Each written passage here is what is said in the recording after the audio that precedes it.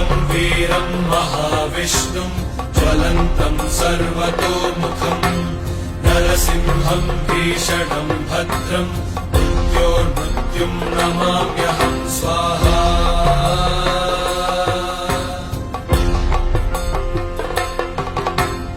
उग्रं वीरं महाविष्णुं ज्वलन्तं सर्वतोमुखं नरसिंहं भीषणं भद्रं मृत्योर्मृत्युं नमाम्यहं स्वाहा।